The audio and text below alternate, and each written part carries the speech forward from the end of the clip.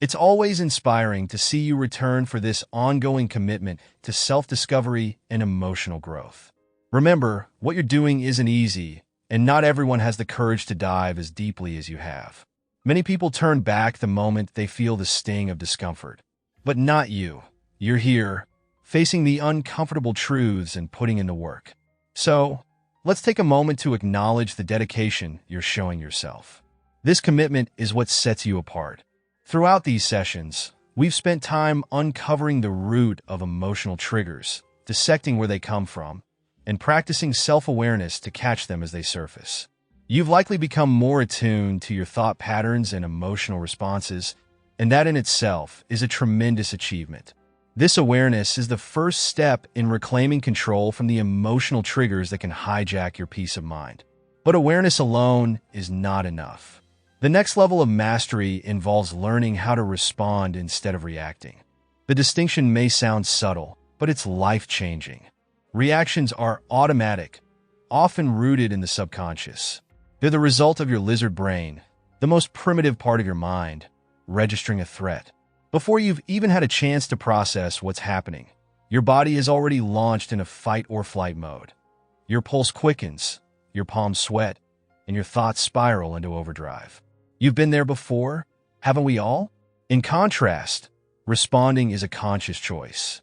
A response isn't driven by immediate emotion, it's guided by understanding. When you respond, you've allowed yourself the time to experience the emotion fully, understand it, and decide on the best course of action.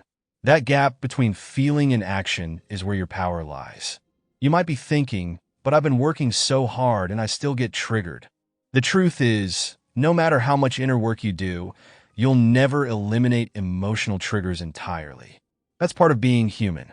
What this work offers you isn't immunity from emotions, but the ability to navigate through them more skillfully. This practice is about being able to pause when you feel your emotions bubbling up, and then choosing your response with intention rather than falling into an automatic reaction. The real challenge isn't simply identifying when you're being triggered. The hardest part is practicing compassion for yourself in those moments. It's easy to be compassionate toward others when they're in pain or struggling. We see their pain from a distance, and our natural inclination is to offer support. But when you're the one in the thick of it, feeling all the intensity of anger, shame, or jealousy, self-compassion becomes much more difficult. Why?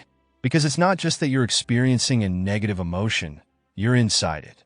It colors your world, clouds your mind, and feels inescapable. Offering yourself love and understanding in these moments feels almost contradictory. After all, we're often taught to reject these feelings, to see them as weaknesses or flaws to overcome. But here's where the shift happens. Self-compassion doesn't mean you're validating the anger, shame, or whatever negative emotion is present.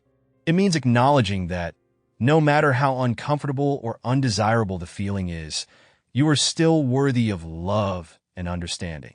Your emotions don't define your worth. This acceptance is what allows you to understand the deeper roots of what you're feeling and, more importantly, to respond instead of react. Imagine being in Henry's shoes again.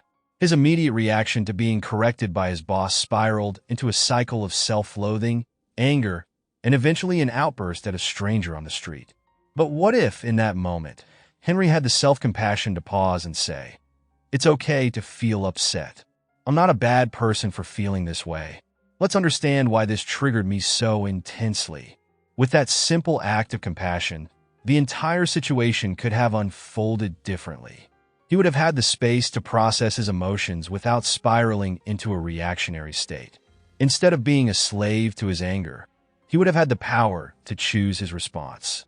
This ability to pause, reflect, and offer yourself compassion is what allows you to navigate through life's challenges with grace. It enables you to respond with intention, even when emotions are running high. Today, take a moment to reflect on a recent experience where you reacted emotionally. Maybe it was a small thing, a snappy response to a coworker, or losing your patience in traffic. Write it down in a journal, or just think it through mentally. Now, imagine how that situation could have played out differently if you'd been able to pause, breathe, and choose your response. What would you have said or done? How would the outcome have changed? This exercise isn't about shaming yourself for reacting. It's about exploring the power of choosing a response instead. By doing this, you're training your brain to see new possibilities in moments of conflict or emotional turbulence. You're doing incredible work. Learning to respond rather than react is no small feat, but it's the foundation of emotional mastery and inner peace. Keep building this skill, one breath at a time, and watch how it transforms your life. Looking forward to seeing you back here tomorrow. Until then, take care of yourself. You deserve it.